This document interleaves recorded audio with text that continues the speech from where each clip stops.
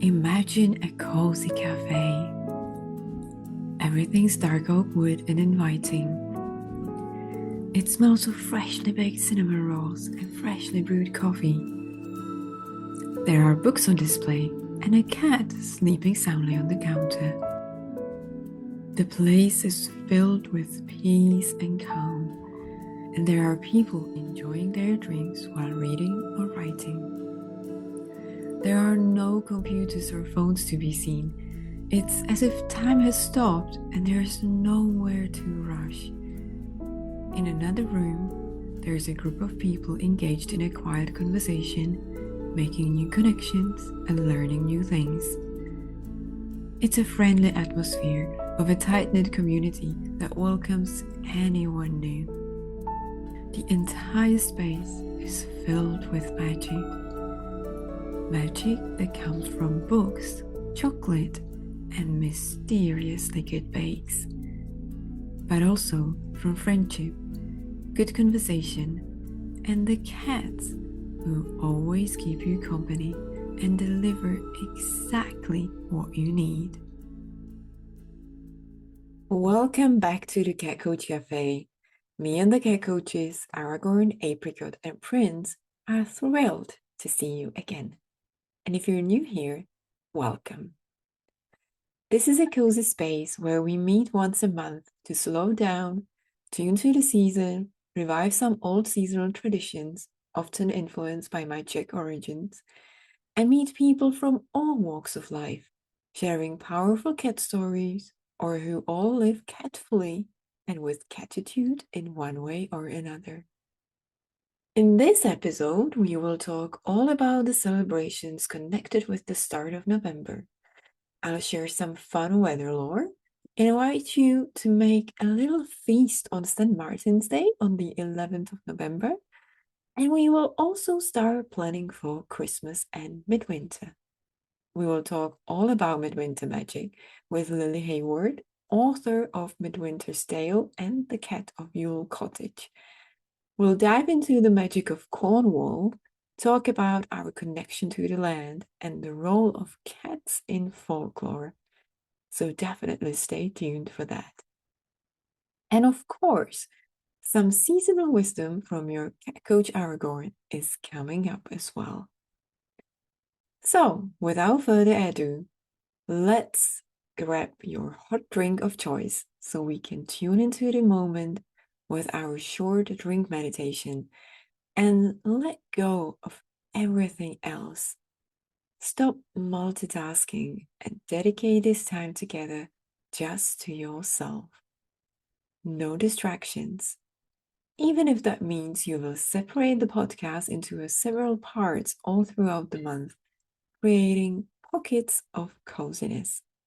I like the idea that this time here is sacred.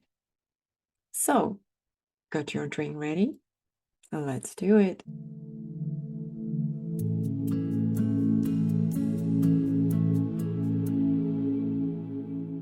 Grab your mug, cup it with your hands, and close your eyes. Take a couple of deep breaths while feeling the warmth between your hands.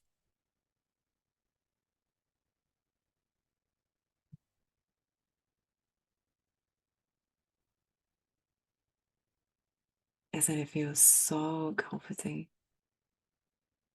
Take one last deep breath in, hold it at the top for just a little bit, and then let it go. Now, bring your mug closer to you and deeply inhale its scent. What does it remind you of? How does it make you feel?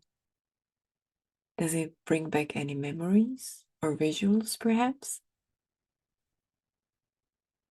How would you describe the scent? Warm, spicy, energizing, mesmerizing, adventurous even? Or would you just name the ingredients? No answer is wrong, just go with what comes to mind.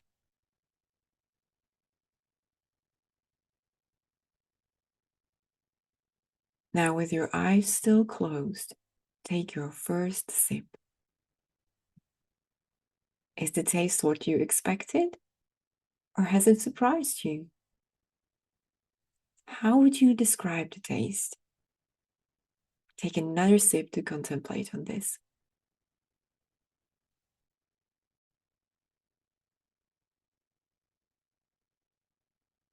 Take another sip and notice if the taste brings back some memories, emotions, or perhaps inspires some images in your mind. Notice all the little details without overthinking them.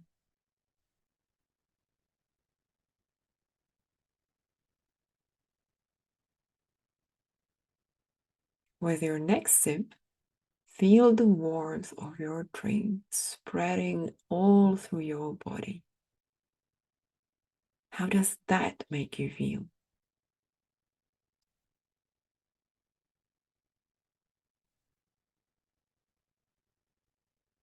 Now take one final sip by first inhaling deeply the scent of your beverage, and then sip.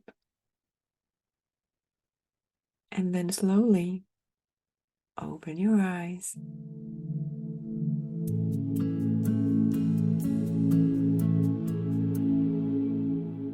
Welcome to All Hallows Eve, also known as Halloween or Samhain. The Celtic New Year, the Witches' New Year, when the veil between our worlds is at its thinnest. But what does that actually mean? How can we utilize this magical moment in the year? While it originally refers to the veil between the spirit world and our world, I do believe it is a time of heightened intuition and connection to our inner wisdom, because the veil between what lies beneath in the shadows of our souls is thinning. It's the one time it's easier to see into our hearts, a time to reveal the truth of who we are and what we want. It's probably why I feel at my most creative too, and bursting with ideas, because all the nonsense that would usually be in the way fades away because there is no veil veiling in them. And the possibilities are suddenly limitless. As such, I find this to be the perfect time for some inner work like deep journaling and planning the year ahead. I will be doing all that together in the Positive Mind Club this month on my Substack, so make sure to join us and tune in time while the veil is still thin. All Saints' Day, which follows Halloween on the November 1st, is a Christian feast day observing the lives of the many saints for whom there is no specific feast day during the year.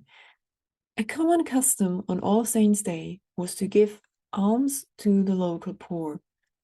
The food offerings were an expression of Christian charity, but also of the old belief that helpless people, beggars, and children were messengers gifted with the ability to mediate contact between the earthly and heavenly worlds, or that they directly personified the souls of the deceased. So think about whom you can help on this day and keep your eyes open. Here is some weather lore for 1st of November. When fog falls on All Saints' Day, there will be no snow until Advent. Trees should be dug around on All Saints' Day so that they will bear abundance of fruit next year. All Souls' Day is celebrated on November 2nd. According to Celtic tradition, this was the time when the souls of the dead returned home and their relatives helped them on their way to the underworld with lanterns made of hollowed out beads. To protect themselves from evil spirits, people dressed in rags and painted their faces. The Celts also believed that the souls of the dead would come to warm themselves on this day, so they lit fires. Today, candles are only lit symbolically. But, as you can tell, this is where all the Halloween traditions came from. In the Czech Republic, as part of an old Slavic custom, still maintained at the beginning of the 19th century, a symbolic feast was held on the graves of the deceased to honor them, or a portion of food was left on the grave. If an elderly person couldn't go to the cemetery on All Souls' Day, they celebrated by feasting at home, all in honor of those who were no longer there. As part of the celebration, candles were lit on the table, naming each one after the loved one they were lighted for. A few more were then added without names for those who no one remembered anymore. I don't know how about you, but I'm all about bringing this tradition back and will feast in honor of my ancestors this year and light a candle for each of them and those no one remembers anymore. In the Czech Republic, All Souls' Day is celebrated not only by believers, but most people would travel to the cemeteries from afar to light a candle and decorate family graves with flowers. It is believed the soul will find its way back to us following the lit candle. This day also offers a great opportunity to get out those family albums and tell stories of the family lore and remember our loved ones by sharing happy memories. So I invite you to do just that. The 11th of November brings another great opportunity for feasting. The St. Martin's Day marks the beginning of winter and thus calls for celebration. There's also one of the best known weather lore connected to this day, which says that St. Martin arrives on a white horse, meaning first snow was to be expected. However, the lore goes further, although this part is largely forgotten. If he arrives on a grey one, the winter will be mild. If he arrives on a yellow one, the winter will be harsh and dry. So remember to notice the weather conditions on the 11th of November. You might just get your most accurate weather forecast yet. I shared more details about St. Martin's traditions in episode 2 of season 1 of the Cat Coach Cafe, so do check it out if you haven't listened yet or need to remind yourself.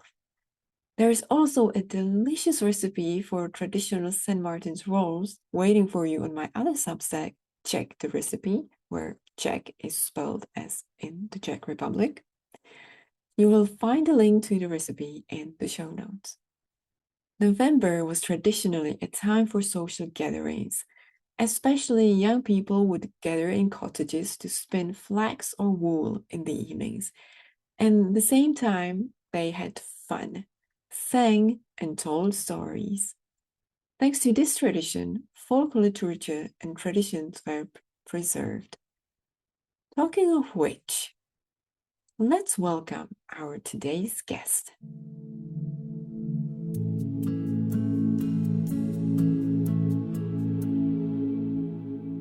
Lili Hayward, otherwise known as best-selling historical fiction author Laura Madeleine, is a writer from the West Country with a love for folklore and magical tales.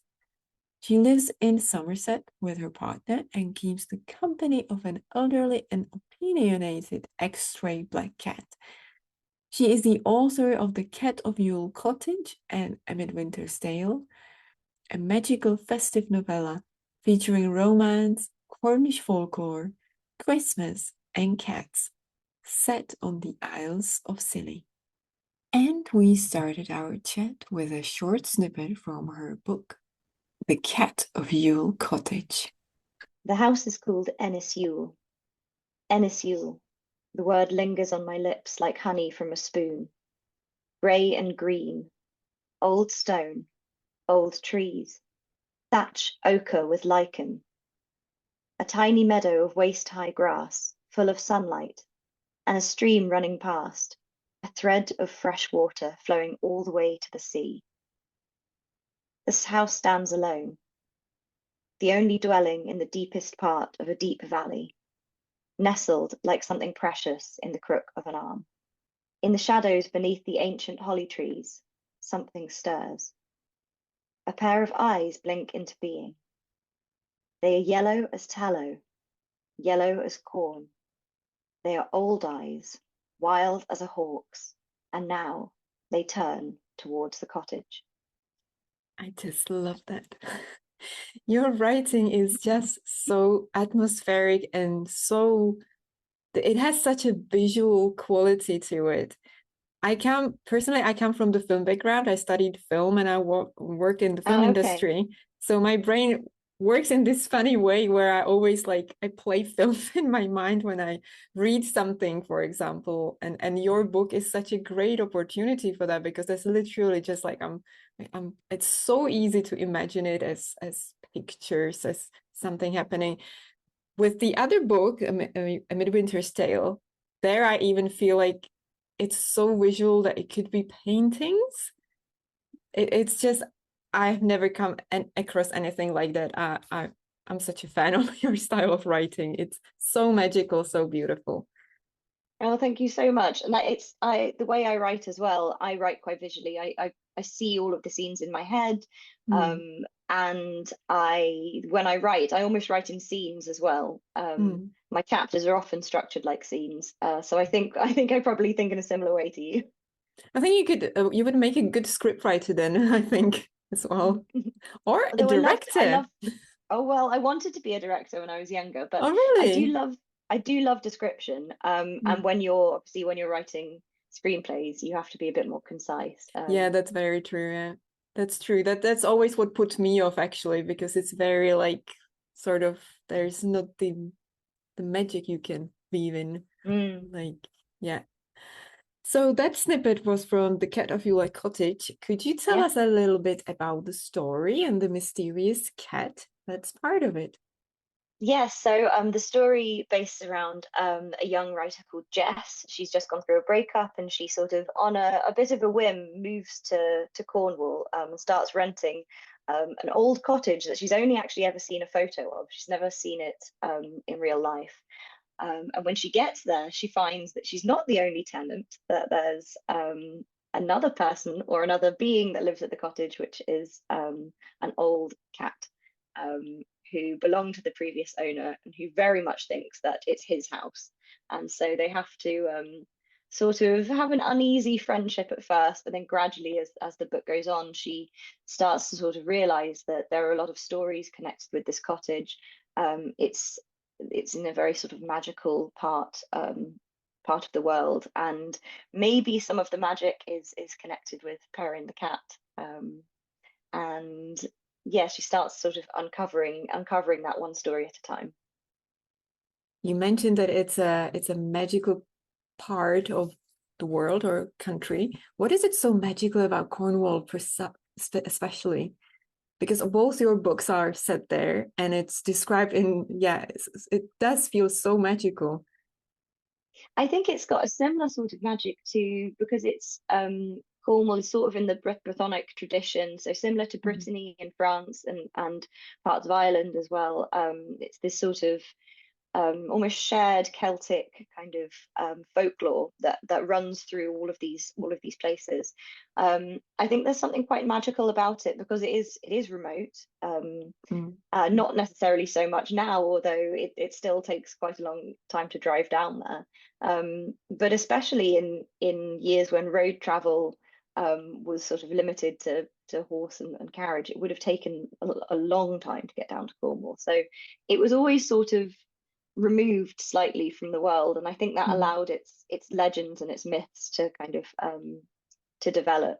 And it is just a incredibly beautiful part of the country as well.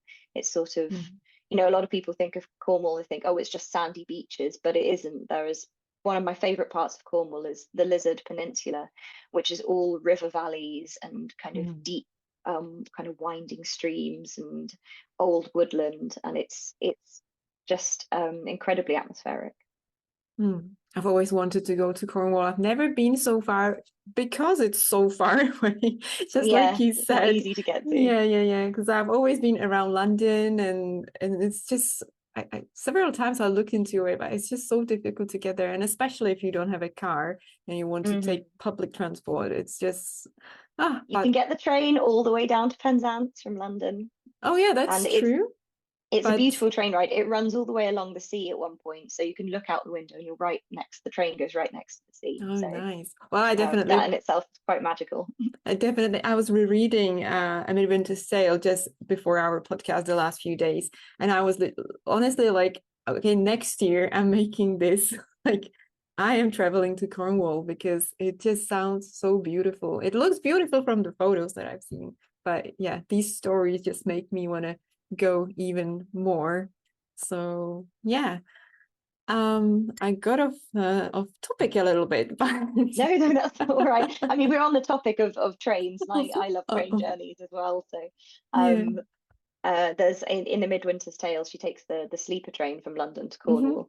And I get it's quite a sort of old-fashioned thing to do, but there's something sort of so adventurous and quite magical about going to sleep in one place and waking up in another. Yeah, that's true. I've taken long trains across France as well, from Paris all the way down to Spain, and had a similar experience of it's like you've sort of been transported somewhere while you slept. It's true that in the past 2 or 3 years, I took well, not a train, but a bus ride across countries, all the way to Croatia, actually, from Czech Republic. And after years and years traveling by plane, even though it was much longer, I felt like it's so much better, even just that you actually physically see how you're moving and where you're moving through and through where you're going. Yeah. There's just something magical about that, just seeing the landscape, being aware of your movement ahead and, being on your way rather than being on the plane and just suddenly stepping up somewhere completely different. True. Yeah. There's a connection to the land when you do it. You sort of feel the land move and feel yourself moving through space. And that's definitely a theme that runs through both of the books as well. Yeah, that is very true. I did notice that there is a deep love for a place in both of your books, like a deep, rooting to a specific place. And it's also about belonging to a specific place.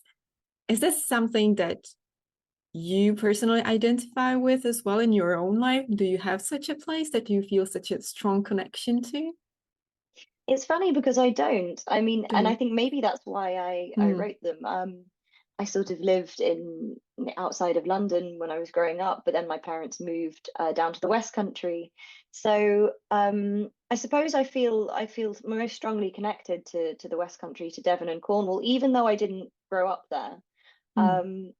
And so, although, a lot of the books are sort of about a sense of place, it's not, and a sense of belonging. It's not necessarily about being born in a place to have to belong there. It's about becoming part of the life of a place. And I think anyone who lives, wherever they land, that I think that can happen. And it's about kind of acknowledging the kind of character and the nature of the land, and then feeling what you can do as one part of it. And we tend to be very, especially society at the moment, is very human centric. We're very focused on ourselves as opposed to remembering that actually we're just one part of this giant landscape, and everything in that landscape, all of the trees and the environment and the animals in it, we're just like them. We're just one small part of it. And I think so when it comes to a sense of belonging, I think that's what I'm always kind of reaching for, this sense that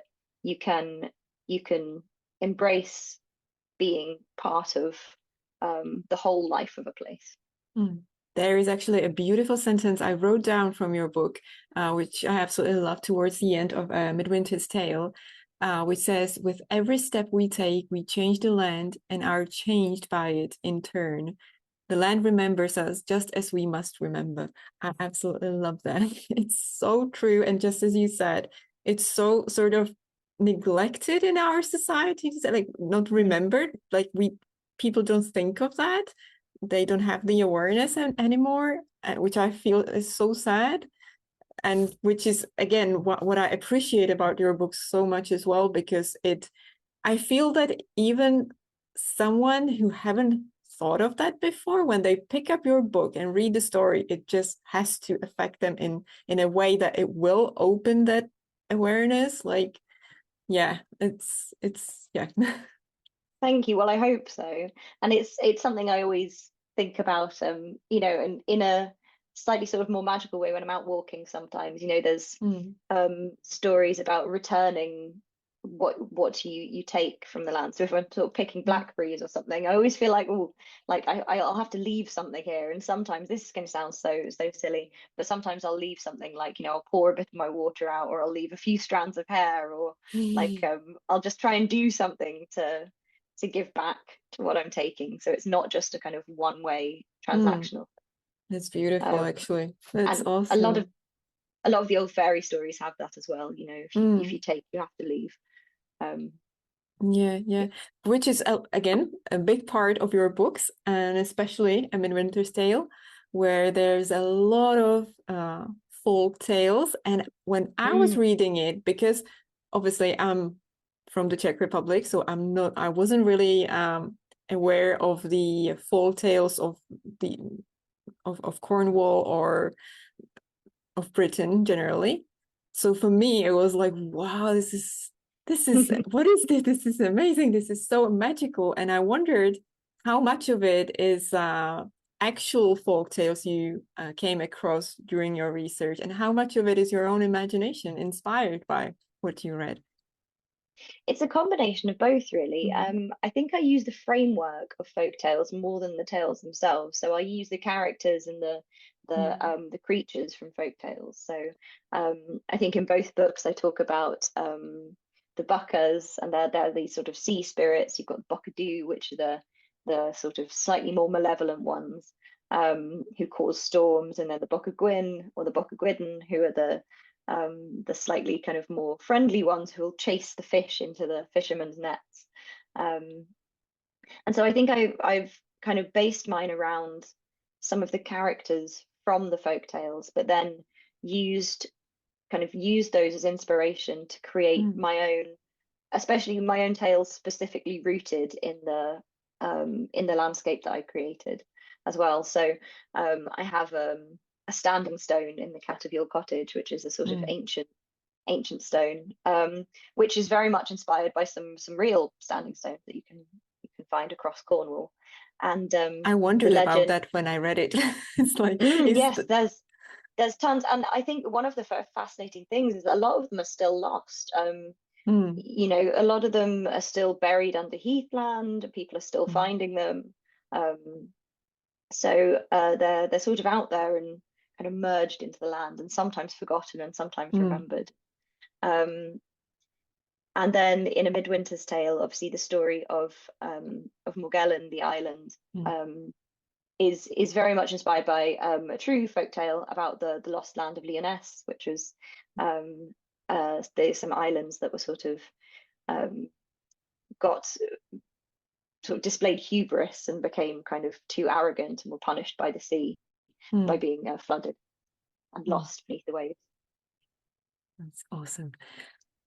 We haven't actually told our listeners who haven't read your book the story of A Midwinter's Tale. Well, I've been all talking about it already. So if you could just sum up so they have more context. Yeah, sure.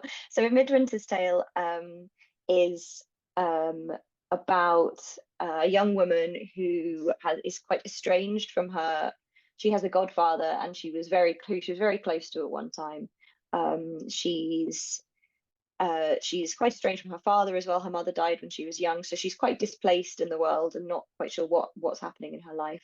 And then one day she receives a letter with a key from her godfather with a quite mysterious message in it, asking her to go back to the island where she'd spent some happy time as a child to look after his cat.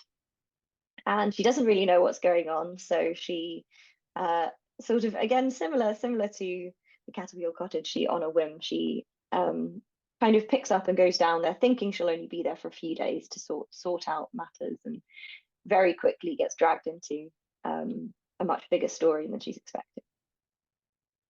one of the things that your books succeed in so well is that when I read them, and especially this one, I just want to be at that place. Like I want to live in that little world, in that community, and in that surrounded by that magic. And I always wonder if these communities really do exist still. Like it's so friendly and celebrating the Midwinter's Eve and the midsummer. Does that still occur in the UK somewhere, like in the Oh, traditional sense? yeah, you'll always find sort of celebrations happening. I mean, in midsummer, there are always people at Stonehenge. There's a lot of big crowds go to stay up all night and Mm, watch the sun break over the stones at Stonehenge. And in Cornwall, there's a revived tradition, which used to be a tradition, which sort of fell away and has now been revived. On the 21st of December, it's called Montal Eve, mm, in Penzance, and so that's if you look up pictures of it, it's amazing. They have mm, with a character in a lot of British folklore called the hobby horse, which is a skull of a horse's head, all mm. dressed up with ribbons, and the hobby horse sort of goes through the streets, and everyone's in masks, and um, people wear kind of tattered clothes because it's a kind of carnival type atmosphere, and that's celebrating midwinter. It's awesome. I just love all these old traditions and the magic that our ancestors lived with, surrounded with. Especially me coming from my country, where I don't know, like Czech culture is very like, let's say, rooted in the real world, so-called. Like Hmm. there's not really room for magic, and especially when you're grown up, it's like even reading fairy tales, that's not something you would do or be interested in fairy tales. Even though we do have a very peculiar tradition at Christmas where there's like film fairy tales, Czech film fairy tales on TV, which is like a tradition. Whole families watch that, but it's only allowed during Christmas, I Oh, I would feel. guess I was going to ask about fairy tales where you are. Yeah, but it's not like something that would be rooted in our culture as it is in Cornwall, for example, like or in the last episode, we had a guest who was from Wales. So she was telling us about Hmm. that, that sort of magic, or like you have the Arthurian legend and, all these things I've always been so attracted to because I'm all about the magic, but always so sort of misunderstood within my own culture because we don't really have that. So yeah, that's something I'm really, really attracted to. And that's really why I think why the books resonate so much as well, because as we were discussing the belonging to a place, it's actually something I've been looking for myself my whole life because I don't feel Mm. I belong where I am. And I haven't really found a place yet where I do feel I belong entirely. But I all my life I've been called to the UK, for some reason. I spent so many years traveling there because my sister used to live there, then I had a partner there. But I've never had a chance to go to these remote parts, which are Hmm. really like calling me so strongly now, and especially after reading your books as well. So yeah, it's really interesting. Oh, thank you. Well, yes, I mean there's some amazing parts of the UK. Um, yes, and especially Wales, and Cornwall and Scotland. Um, if you want sort of remote places steeped in their own sort of the culture and the with a lot of folklore, then yeah, you Yeah. could spend years exploring. Yeah. Well, both of your books, at the heart of those books, there is a cat.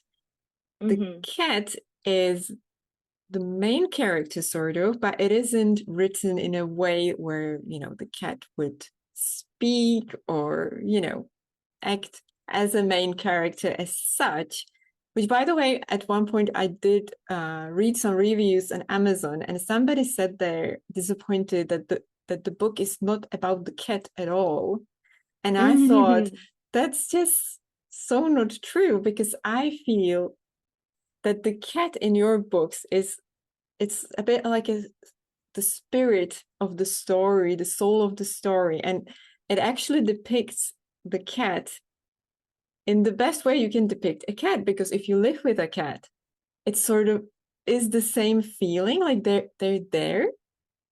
You have some sort of quiet communication with them, which feels like full, like you know, Hmm. you don't feel like you're not communicating or anything like that.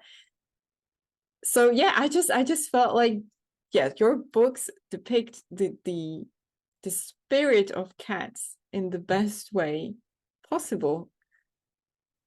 Oh, thank you. Yeah, it's something I was quite keen to try to get across. And I've seen that before when people say, "Oh, but why don't the cats talk in your books?" And I'm like, "Well, they do. They do communicate. Yeah, It's exactly. just not in the way." And you know, I people before sometimes say, "Oh, cats are sort of standoffish and they're not friendly." And it's like, well, sometimes they can be like that, but they're very communicative animals. And very good at telling us, you know, what they want and what they need, and being affectionate. And so I think they do communicate through my books, obviously. They do. Just like in And our lives when we live with them. It's the same yes, thing. absolutely. And that doesn't need, you know, not all communication needs words. Yeah. Um, so I think as well of them being the spirit of the story, you're absolutely right. They're sort of the catalyst for Hmm. sorry about the pun.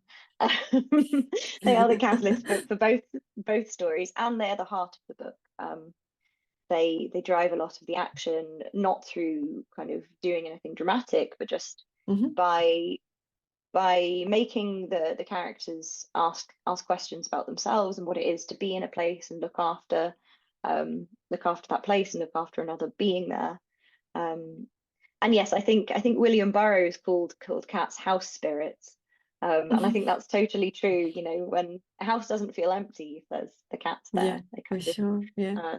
they can fill a house with their Yeah. presence. Yeah. Absolutely. And they also, help us somehow be more introspective. I feel like Hmm.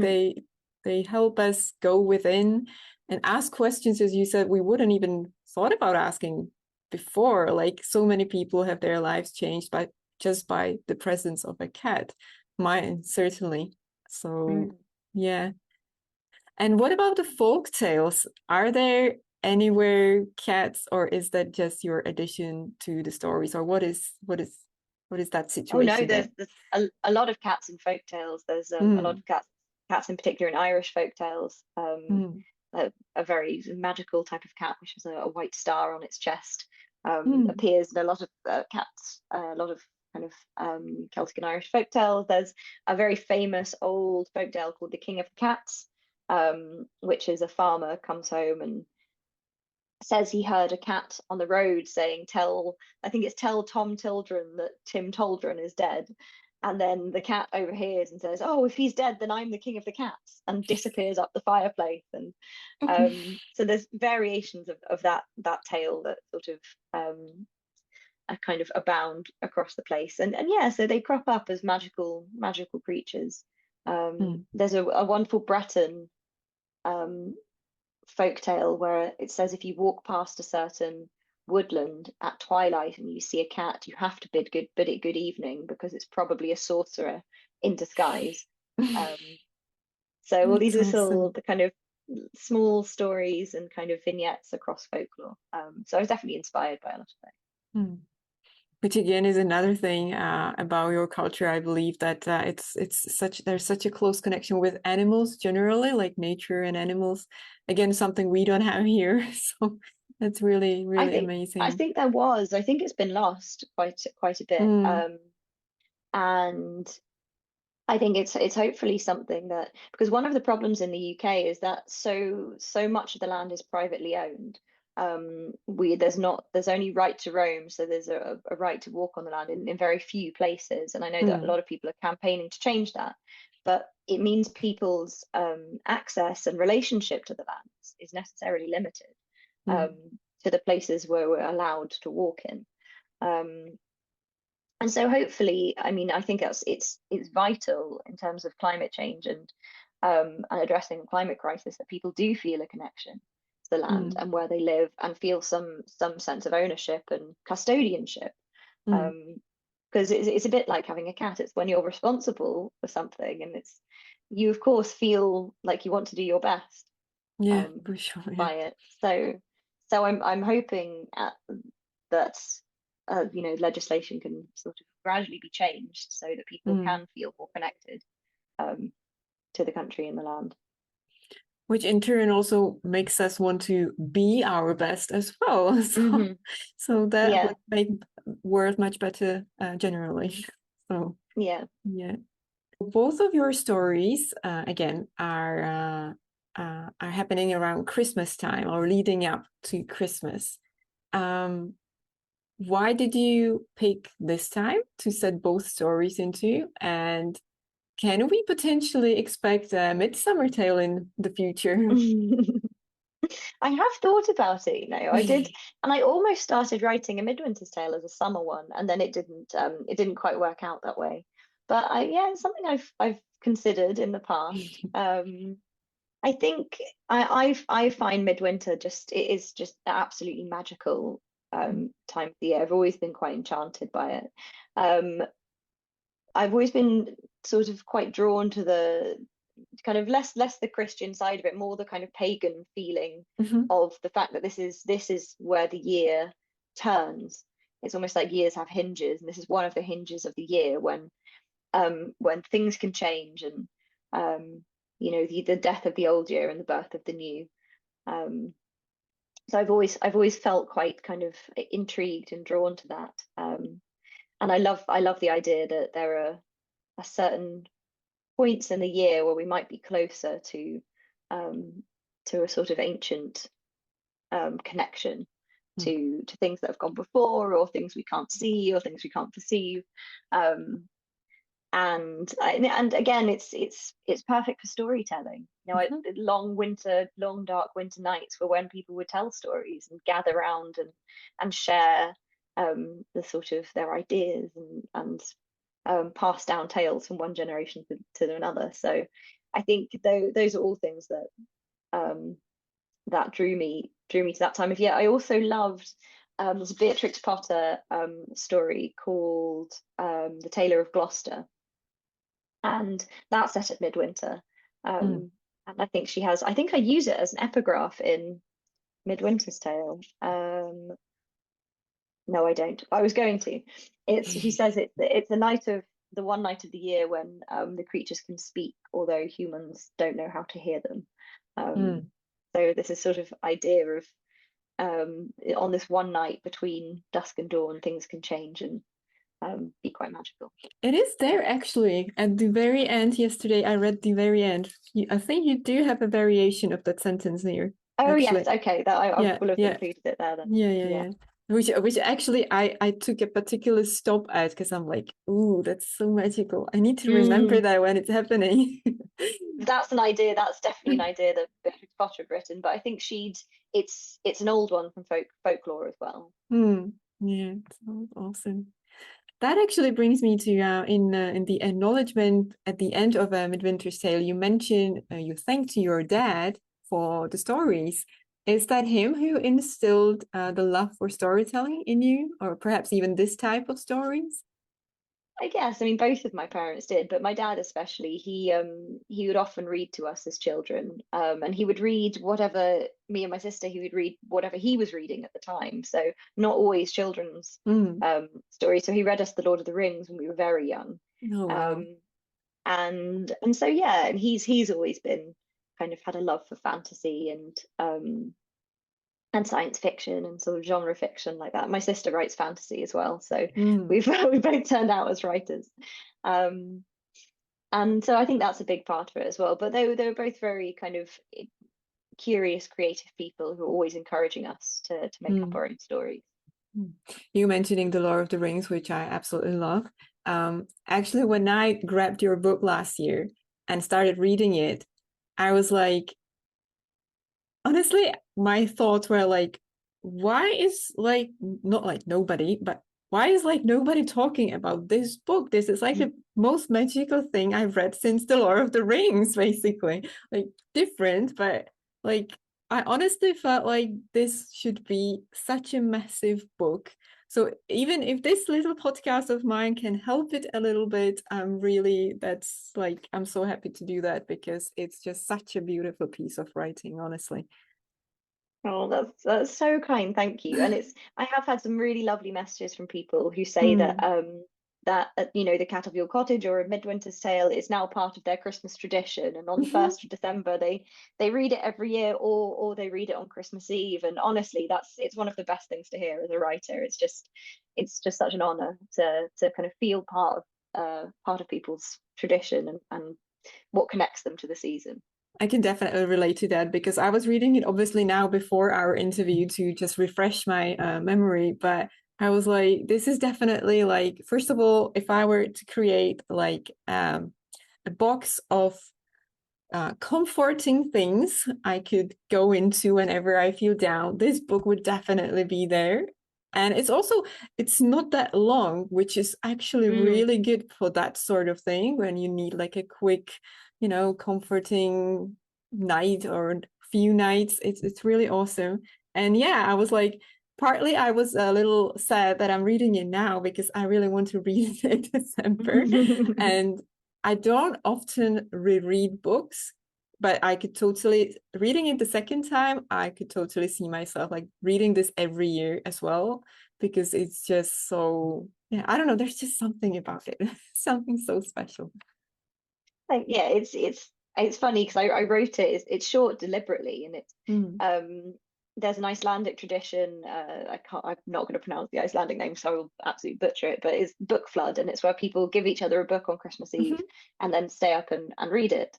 And so I kind of wrote it with that tradition in mind, to be like something you could sit down and read over a night or a few nights in that particular time of year. So that was very much in my mind when I wrote it. Again, both of the stories are very much also talking about like very old traditions, either connected to a place or even to families.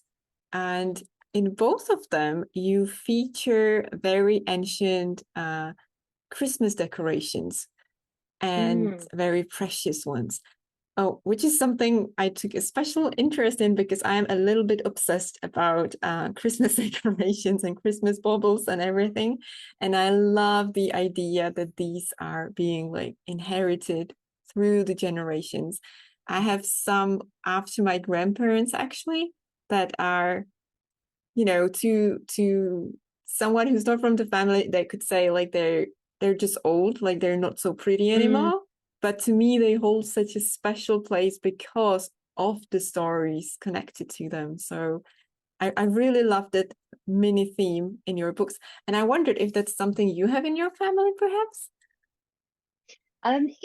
It's funny, not in my immediate family. My mum is a bit of a whirlwind when it comes to throwing things out. So she'll just decide that everything needs to be tidied and get rid of things. But I think it's more the spirit of it. There are certain things, I guess you would call them like heirlooms in the house, which they're not worth anything, monetary value, but they're incredibly important to us. And so I think that's the spirit of it. There's kind of I have a few things that belong to my grandma. I have the mirror that she had from her grandmother, and it's probably just quite a cheap Victorian mirror, but she used to do her hair every morning before school in that mirror. So now whenever I look into it, I think there's a connection across the generations there. With this, a mirror that probably nobody would particularly look at twice, but it's incredibly important to me for that reason. And I think the decorations, them being passed down to me, that's kind of, again, it's the spirit of midwinter and of these seasonal festivals. It's not about having the most beautiful, expensive, glitzy new decorations every year. It's about The spirit. feeling the spirit, and feeling how you're connected that one time of year to all of the past generations, and maybe the future ones as well. It's again, it's a slightly sort of kind of decentering yourself from, and feeling yourself as part of something bigger as well. It's again about those roots as well. I love that. Going back to the topic of cats, you talked about cats in the folk tales, and that was partly inspiration for your books. What about cats of your own, from your own life? Has there been any particular inspiration, or Oh yeah. I mean, I've always loved cats, and I always wanted a cat when I was a child, but we weren't allowed one because we lived quite near a busy road. So I was so delighted when my parents finally moved to the West Country and could have some cats. And both were interesting. They're both stray. They just turned up in the garden, and in quite a bad state, and we took them in. And so that was they one cat in particular. She's called Pushkin, and she's a tiny black cat, and she's 20 now. Wow. So she's an old lady. But she's an incredibly sweet cat. And so she's been there through a lot of my, I think every book I've written, she's sort of been around for. Mm. So sort of, trying to climb on the laptop or getting in the way one way or another. And then at the moment I have a cat. He's from the cat rescue shelter.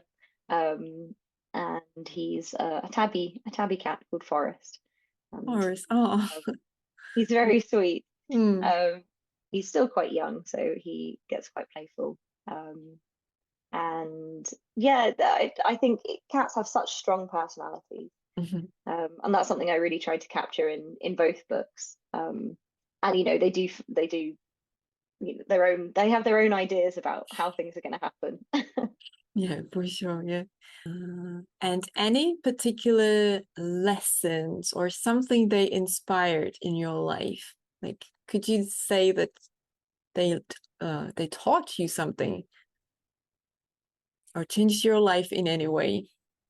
Oh, I think they can definitely change lives, and as like we were talking about earlier, they sort of make you want to, they when you have to look after another creature and be aware that you're sharing your space with another creature, you sort of, it does encourage you to think about that space and think about your own behavior and your own actions. And it's funny, I remember when my dad, when we first got the cats, he said, "Oh no, we can't, they'll be expensive and they'll want a cat flap, and that's going to be too much trouble." And then within 2 weeks he was so excited because the man is coming to fit a cat flap for them. They'll have their own little door.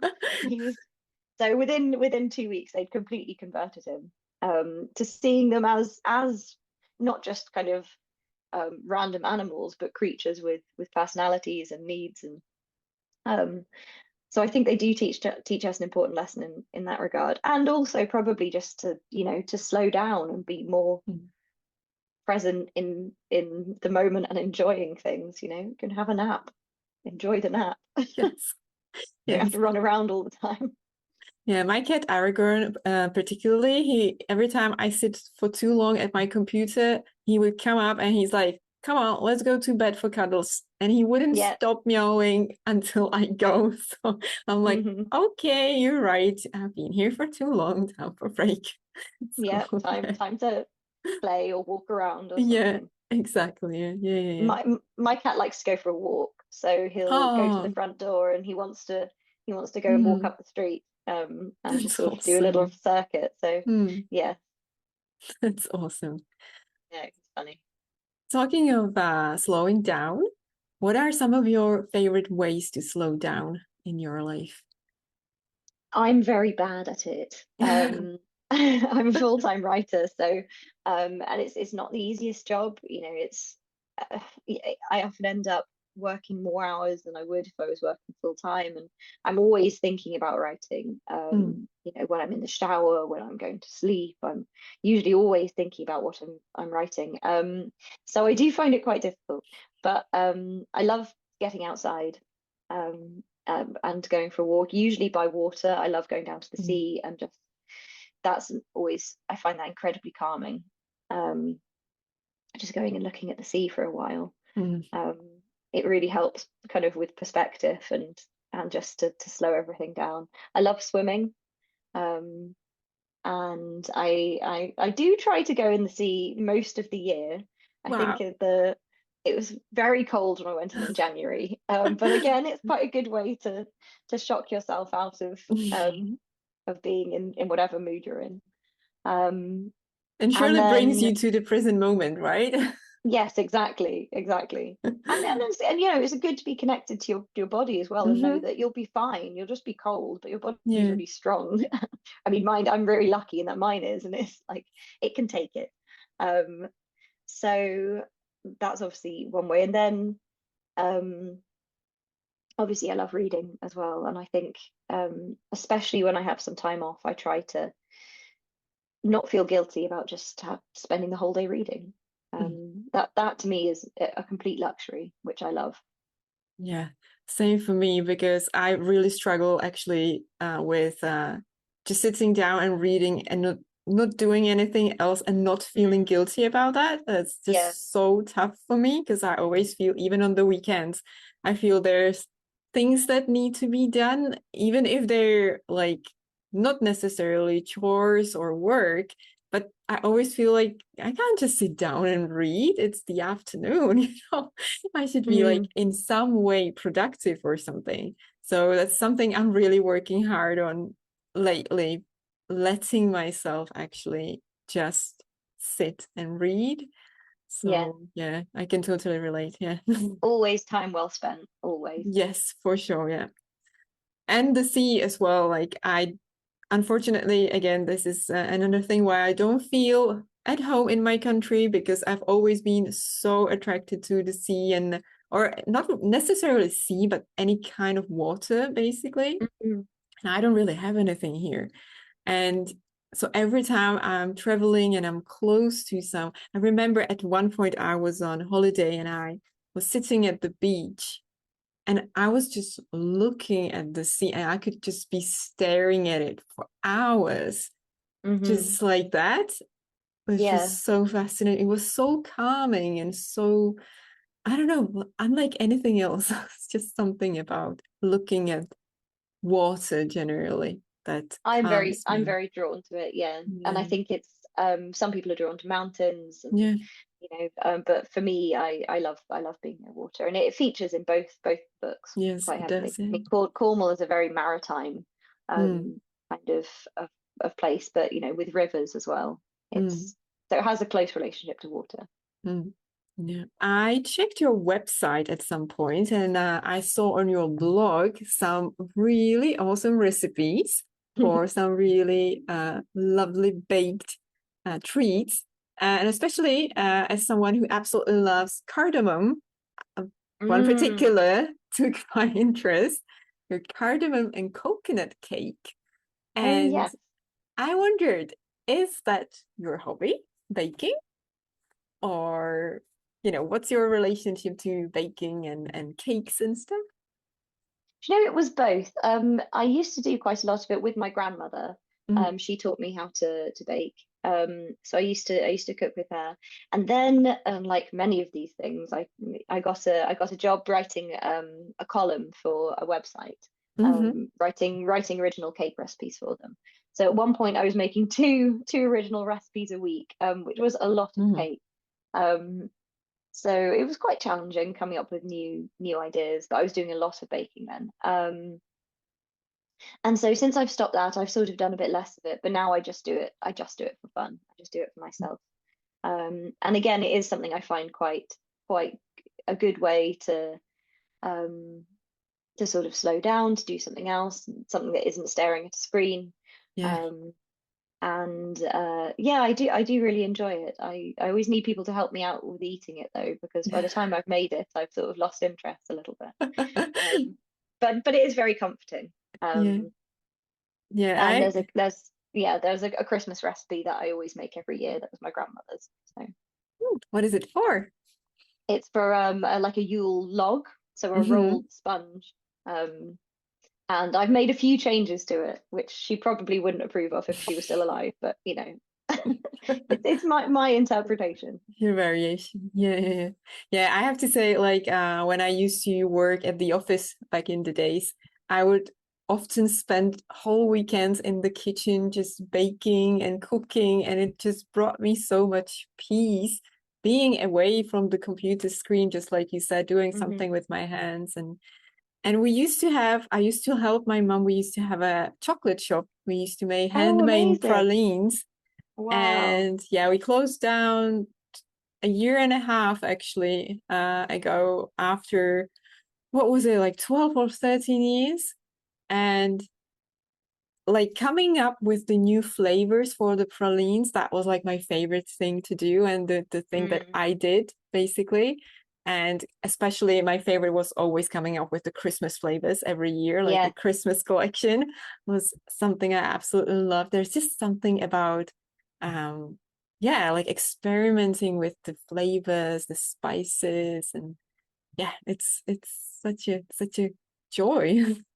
because it's not just flavor, it's experience, and you're sort of Yeah, conjuring memories, you're conjuring yeah, associations. And true. it's why, you know, when people smell like ginger and cinnamon and nutmeg, it smells like Christmas. And it's Hmm. so you're kind of channeling all of those things that people have experienced. Yeah, just through scents and flavors, which is amazing, really. Yeah, yeah, yeah. That's exactly how I actually approached it. Every year I would just sit down and I'll be like, so how does Christmas smell to me? How does Christmas taste to me? And sort of try to recall things that make me feel cozy. And yeah, it's yeah, it's like magic. And talking about reading at this time of year, towards the end of the year, do you turn to a particular type of books yourself when you want to read, or do you just grab anything that you're interested in, or there's new?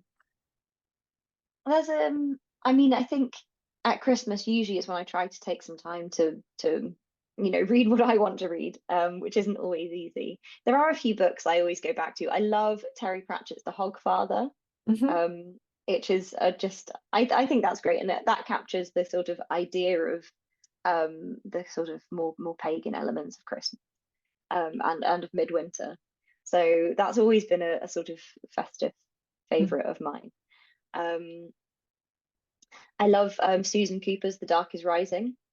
They did a brilliant audio version of it a few years ago, BBC, and that is so atmospheric. And me and my sister listened to it at Christmas, and Mm. um, so yeah, that's definitely one I return to. And I always, it's not a book, but I always watch. There's the version of A Christmas Carol with Patrick Stewart. My dad, it's one of his favorite films ever. So me and him will always watch that at some point over Christmas. Mm. You also write under a different name, after the name of Laura Madeleine. How do you Madeline, yeah, pronounce it? Madeleine? Yeah. Madeline. That's different types of books as historical fiction. What could you tell us about those books? What can we expect there? Well, I think maybe the prose will be similar. It might be slightly sort of less kind of focused on kind of lyrical magic kind of Mm. quality, but I suppose they're similar in a sense. There's usually a mystery at the heart of each of them. They're dual time books, so they're set in two time periods. Mhm. Um, so one is in, you know, 1980, and then 1911 or 1910 in the Belle Epoque Paris. Um, One set in the 60s in the UK, and then in the just before the 1920s in the south of France. So they all feature kind of quite intriguing places, usually on borders. Mm. Because I'm fascinated by towns and villages that end up on borders, um, and they will also feature yeah, people searching for something, um, and usually quite strong communities as well. So there are definitely some parallels Mhm. um, between all the books, and sort of themes that I'm always a bit obsessed by. But there are Um, no cats. no cats, no. There's they're usually focused on food actually, Mm. and that is as a sort of um, way of bringing people together, especially, and a way Wow. of exploring the story. So, in the one set in Paris, they're set in a patisserie. It's Mm. about a young man who finds himself there, and he's never dreamed that that would be his job. He's actually come to Paris to work on the railways, and kind of by accident finds himself in this kitchen. One of them is set in a bakery um, during the events of in 1943, during the events of the Second World War on the Italian-French border. Another one set in Tangier. It's about a young woman who disguises herself as a man to run away and becomes a cook for a rich gentleman there. So they all involve food kind of as a way of exploring kind of interpersonal relationships, I suppose. My two favorite things, cats and food. Yes, yeah. So I Well, think I need to get I think some of those books as well, for sure. thank you. I think they're a lot of people's favorite things. So. Yes, yes. But yeah, that sounds like a perfect Christmas present I could ask for this year. Mm. I think one of them was translated into Czech. I'll check. I Oh will yes, have a we look. do But have a couple of yeah, them. I looked for yeah. it and I was surprised that we do. Actually, on that note, I was really so happy that the Cat of Yule Cottage is coming out this month in Czech. And I was so pleased to find out because I kept telling my mom about your books and I'm like, it's such a shame that they are not in Czech because she doesn't speak English. And I'm like, or are they? Like I went to Czech for like, in that year for like the 10th time and suddenly it's there and I'm like, oh my God, it's coming out in Czech. I was so happy. So Oh, yeah, I'm so pleased. I Yeah, pre-ordered it it's. already. Oh, And thank you. I love them. I love seeing my books translated. It's such a privilege. It's hmm, such an honor to see someone do the work and then, people different versions of the covers and things like that. It's so much fun. let's finish our conversation with one more short snippet from your book, please. This time from Midwinter's Tale. Okay, ready? Mhm. Okay. By the time I reach the cove, darkness is falling. In the fitful light, the cottage looks insubstantial, not wholly here. Hesitantly, I lay my palm against the cold stone wall. Each indentation, each groove means something, I realize. Perhaps where someone broke this rock from the land hundreds of years ago, where someone else shaped it into a home. This cottage stood here when Davy was born, and before that, a witness to the unfathomable chain of chance and fate that led me here. Happy midwinter, I tell it. A chirrup answers me, and I look around to see Myrrh trot out of the firs, her eyes like green fire, her fur like drifting mist. Happy midwinter to you, too. Oh, I love that. That's another thing actually about the cats in your books that they're so mysterious. It's like we all probably looked at our cats at some point and thought like they know something we don't. They saw something we haven't seen. They're like from a different world than us, Mm. sort of, right? They're such mysterious creatures. We've all had that thing where you're sitting next to the cat and they'll suddenly look into the Yeah, corner of the room that too, and there's yeah. nothing there, and you think, oh, what are you seeing? I Yes, love the yes. idea that they can see things that our brains can't. So. Yeah, yeah, for sure. Yeah. Is there another cat book in the making, maybe, or planned? I've got a few things brewing away in the back of my mind. So I can't really talk about them yet. I do have a short story set in an anthology called Of Enchantment, Enigma, and the Infinite, and it's a story called Ivywood, and it's a very similar sort of style Mm-hmm. to both of the cat books. So if you want a little bit more, then you could read that short story.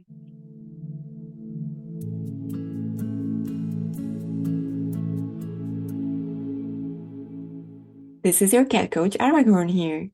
So, November has arrived, and with that, shorter days that were made for napping.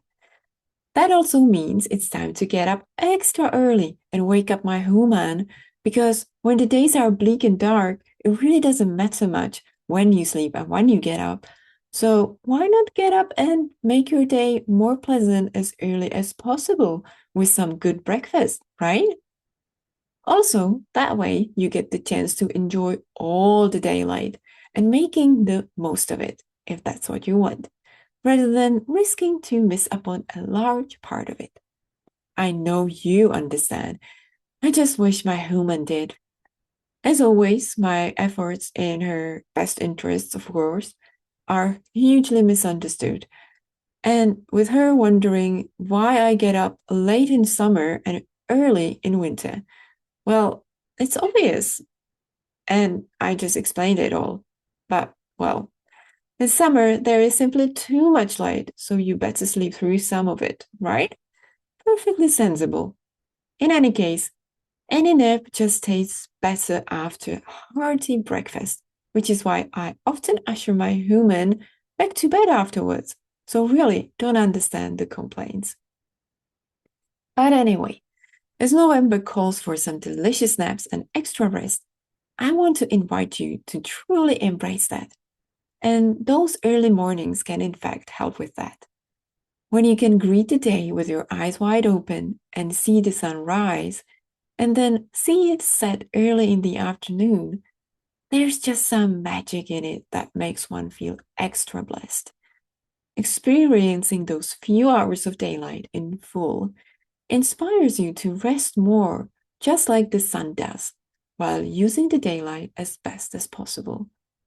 But without proper beginning and ending, you don't really know what's happening. So, hence, once more, the reason behind my early morning wake ups. But anyway, tucking yourself under that blanket later in the day is somehow all the more delicious than sleeping in. It feels more luxurious because you're intentional about it and you serve all the intentional luxury life has to offer. I know every cat would agree, so make the most of it. You can find more Cat Coach diaries like these and usually longer on my Substack at moneyforce.substack.com. Cloudy skies, dark days. November is the evening of the year. All life turns from the outside in. The light half of the year hands over the rain to the dark. Some plants dry up and store their life force in seeds, others in tubers and roots, just as trees draw their sap underground. Herds move into stables, snails stick to their shells, and forest animals hide in burrows and dens, just as we turn to our homes more. Not only animals and plants live according to the natural rhythm of nature, but also our bodies and our souls. Or so they should. So don't suppress the craving for more rest. Don't push yourself to your limits at this time of year. It is not time for that. That time will come again, just when the sun returns once more. Once the vibrant autumn leaves fall and disappear and the trees are bare once more, I hear the call to start planning and preparing for Christmas. While I no longer do Christmas shopping as such, collecting presents for my loved ones all throughout the year instead, I love to sit down and take out that heavy and hugely beloved file with all our family Christmas recipes. The ever-growing number of magazines contains hundreds of recipes for traditional Czech Christmas cookies. Collecting these is a habit passed on from my grandmother, and even this year I couldn't resist to buy a new edition, despite having more than enough. And while I would mostly opt for the tried and tested cookies in the end, I just love flicking through the pages of Christmas possibilities. It's not about trying all the recipes, it's about the potential.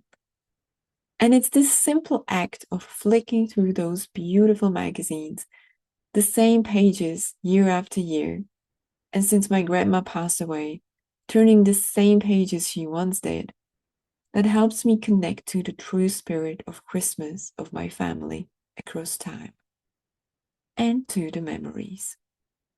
Doing this, I always feel closer to my grandma, as this was the only language we had in common, really. Not only is this my favorite part of Christmas preparations, it also is the true start of the season for me. The first thing I do. Once I select my cookies for the year, I would write down the list with my selection on a single page that would go onto my fridge. And when December rolls in and the baking season starts, I would tick off the ones I make as I go. Being organized is of utter importance for Czech Christmas, especially when you're making around 12 different types of cookies each year. Being this organized also means you can get your Christmas shopping in order too, meaning shopping for your ingredients in time, during a time when many of them tend to be on offer, so it saves you money too, as well as your sanity, avoiding the December supermarket's craze and price increase. The mentioned magazines and books also offer tons of other Christmas inspiration, so I would usually plan what else I want to make that year, mostly in terms of decorations or other treats and meals, and get my things ready for that too. It would also be a time to make a list of all the people I want to send Christmas cards to and make sure I have enough. I'm not gonna lie, I'm not always as organized as I would like and not always manage all that I just mentioned, but it just makes life in December so much easier when I do. So I will do my best to do my best this year. In the next episode, coming to you on November 28th, we will not only look into more ways of making your Christmas less stressful this year, but also how to make it more chic, with lifestyle author Fiona Ferris, who will also share how Christmas is celebrated in New Zealand, as well as some pretty awesome tips to inspire your life at any time of the year and make it feel more like Christmas. So all that is waiting for you next time. Meanwhile, if you're up for some wintry vibes, but don't quite feel like Christmas music yet, I have just the right thing for you. My Winter Evenings Magic instrumental playlist is waiting for you on Spotify, and it is just what you need. Link is in the show notes as always. Before we part ways today, I wanted to leave you with a November film tip, but I have to admit I don't really have anything I would typically watch during this month. I am, however, strongly drawn to some tales of magic this year, probably inspired by my chat with Lili Hayward and all those folk tales. So, unlike other years when I would watch The Lord of the Rings during December or early January, I think I might just watch those movies in November this year. Or anything else magical. I wonder what that is for you. What do you watch when you crave some more magic? Do let me know. And if you don't know, let's make it our goal this month to find that out and intentionally seek magical tales on the movie screens. And that's all for today's episode. Before we meet again at the end of the month, there's lots of good fun waiting for you on my Substack at moniforce.substack.com, including all new Cat Coach diaries, journaling inside the Positive Mind Club, as well as more movie watching as part of the film club. So don't forget to subscribe there. By doing so, you will also get new episodes of Cat Coach Cafe delivered straight to your inbox. If you would consider leaving a rating, a comment, or follow the Cat Coach Cafe on Spotify, Apple Podcasts, or anywhere else you listen to your podcast, we would appreciate it so very much, as it would help us not only reach wider audience, but also to continue doing what we do and bring you more podcast episodes in the future. Until next time, stay cozy, stay warm, and cuddle those cats of yours.